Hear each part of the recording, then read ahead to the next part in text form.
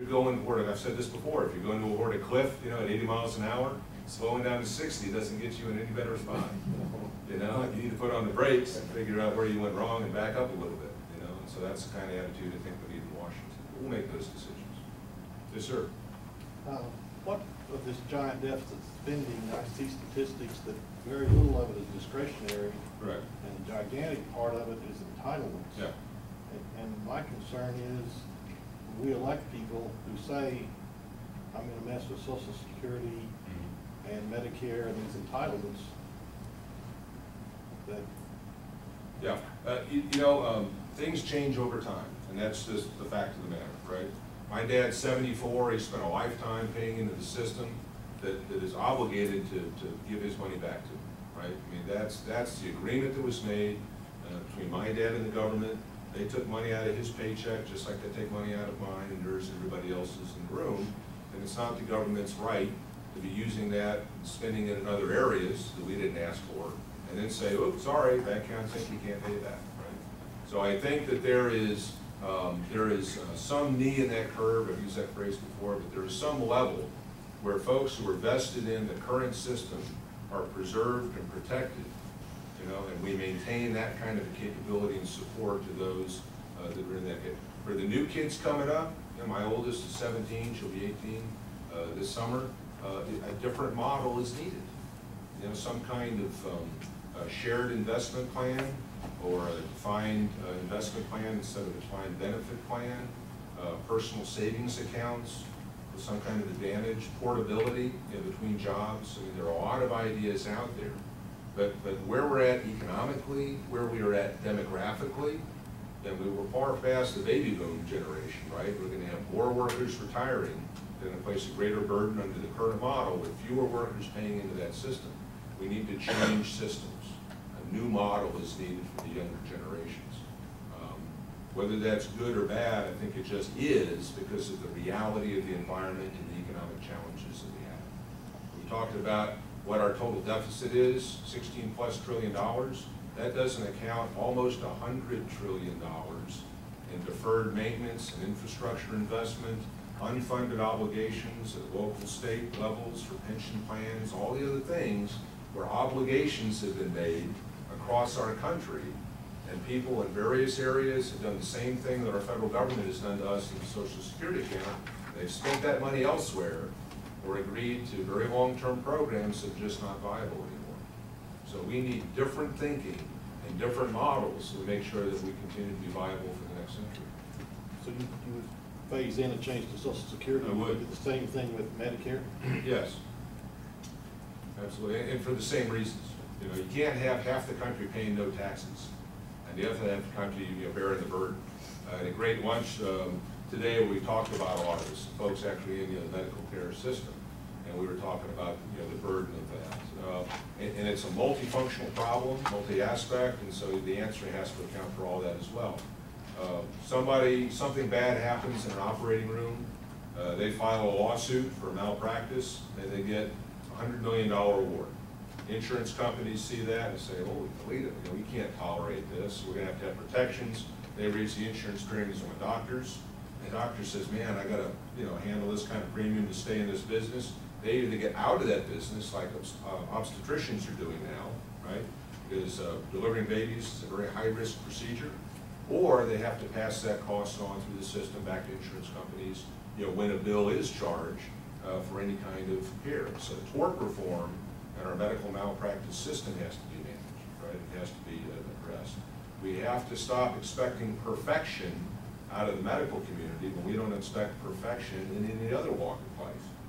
There's more art than science in medicine. People expect perfection because they watch CSI Miami, and you know, we just know exactly what's going on all the time. So what the physician will do to protect himself is order every possible test that I can think of, because when it comes to a lawsuit, I want to show due diligence that I tried everything I could. So you've got waste and abuse of the system, you know, and those charges are loaded onto, you know, the cost of medical care. So I mean, those are just some examples where we need tort reform.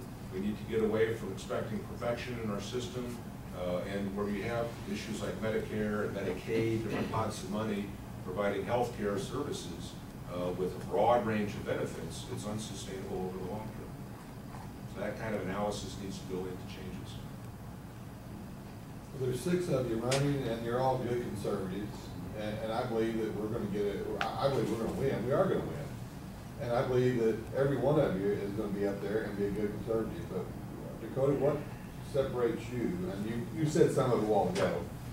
Between the other 5, and you'll be represented. What will make me pull that vote out of my pocket and hand it to you? You know, it's we've kept a very positive tone the entire campaign, and we need to keep that going. But there are comparisons that need to be made. So if you have a candidate that's grown up in a small town, doesn't have any experiences broader than that, expect to go into Washington, D.C. and deal with that snake pit, not having experienced the reality of the world and the broad range of issues that you're going to have to decide on. I mean, is it really a House of Representatives issue to deal with the nuclear-armed Iran? You know, foreign policy originates in the Senate, and treaties, and those kinds of things. But if you're thinking about that environment, and you have to make spending decisions on the types of capabilities that our military needs to deal with that kind of an entity, right? You've got to have an understanding of what all that means, right? So I'm coming from 30 years of experience, having worked both domestically and internationally in many, many parts of the world, and have dealt with issues ranging not just from military issues, but again, critical resources, critical infrastructure, analysis of security threats, those domestically and internationally, economic models, resource models, I mean, all those things that a sitting congressman would need to be familiar with, an existing network of relationships I can bring to bear. So again, going back here to the 2nd District, if you look at the personal background and experiences, you know, whether it's a small businessman or working in the insurance industry or even at the state legislator level, think of the United States Congress and what kind of effectiveness do you want the U.S. congressman to have and the background that they can pull from. Who do they already have relationships with? What kind of reference points do you have in mind? What kind of an educational background do you want? And I've been with a lot of really dumb PhDs, you know. I've been with a lot of really brilliant PhDs. What differentiates them is the ability to exercise good judgment, you know, common sense, life experience, or being able to put things into perspective. So academics alone is not it. Legislative experience alone is not it. Small business experience alone is not it. You know, it's a combination of all those things and seeing how they relate to each other. And it's what I've been doing my entire life. I mean, my life has been a life of service to the country because I want to be part of something bigger than myself and I want to serve my own community. So for me, this is a natural extension, you know, building upon the experience that I've already accumulated and can be brought to bear much more effectively than I think anybody else in this race. Well, Yes, how sir. does Obama accomplish all he's accomplished? Well, all he ever done was build. Well, if you've got a press that refuses to acknowledge any kind of fault, if you have a bent toward populist politics and racial politics and social and class politics, there is an element to the country that plays into that. And where you have had a Senate that has been democratically controlled and a House that was democratically controlled for a while, and they're just rubber stamping your policies, you can get pretty far down the road, you know, in handling that. So what we need is we need a House and a Senate that will stand up and not just rubber stamp anything he wants to accomplish. And you also need a House and a Senate that are willing to take him to task for extrajudicial and extra constitutional kinds of approaches. I mean, again, I don't want to beat a dead horse, not dead, but the whole repeal of that don't ask, don't tell thing, it's just representative of the types of tactics that an entity will apply. It used to be that homosexuality was incompatible with military service in the state, right? So you have a little checkbox in your enlistment form, check that if you're not going to be there. Clinton comes in, wants to get rid of all that stuff because they had a different agenda. American public wasn't going to put up with it, and the military wasn't, so they had a compromise. We won't ask anything that you can't do anything to tell us, and we'll just kind of all operate in secret. And so that's the way the system was. Obama comes in and says, I want to get rid of it. Now, meanwhile, on a different track, you've got a group of folks that are trying to push forward same-sex marriage and equality, you know, in every stretch of the imagination. 6 states now have approved same-sex marriage in Massachusetts and California and some others, right? If you want to bypass the trouble of trying to pass those laws in all 50 states, because it takes a long time, you're not going to get there, you do an end run, and you pick your target of being a federal entity, the US military, and you get the change made for the military, right?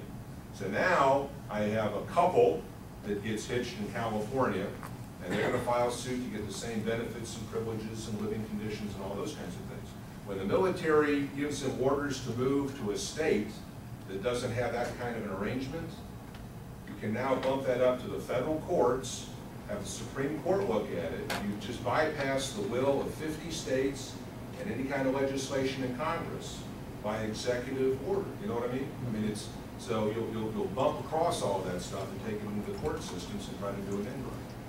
I mean, that's just one example of tactics that are being employed by the Obama administration. Being aware of that kind of stuff and being in a Congress that's willing to take them up and to task on that kind of thing, to pass appropriate legislation that keeps that from happening is something that I want to be a part of. Yes, sir. You commented on the March 16th executive order yet?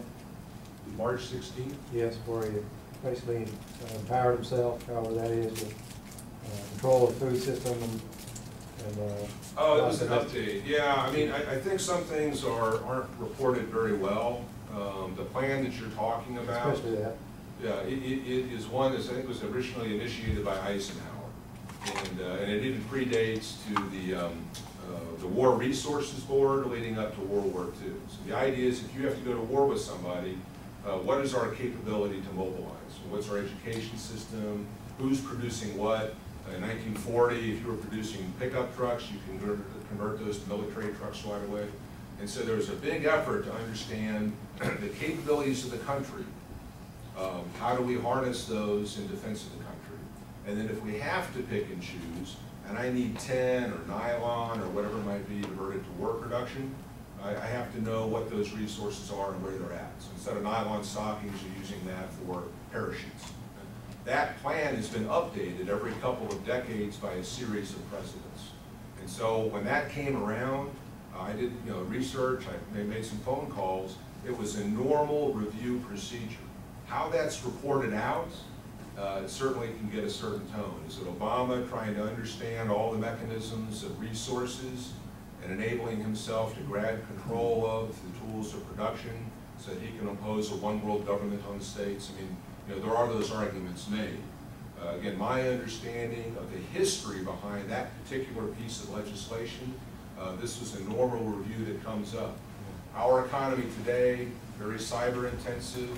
There are different modalities of manufacture and production than there were in 1945 or 1963 or what have you.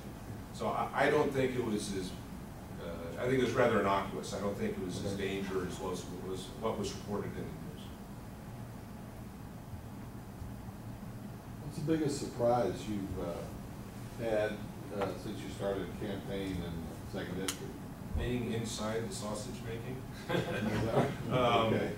It's, you can see it on TV or in the news or read about it or understand it just from life experience, We have a very, I think, a wonderful tone to what's going on in the Second District, where we aren't having a lot of bickering, there's not a lot of negative, especially, ad hominem attacks, character assassination, but it's been a very positive thing. Yet when you're involved, you do see that there are things going on behind the screen, and some of them aren't good. There have been some unethical conduct, there have been some things that are in place. I am frustrated that we have yet to have a public forum that it's actually a debate. So all the forums I've been in since October,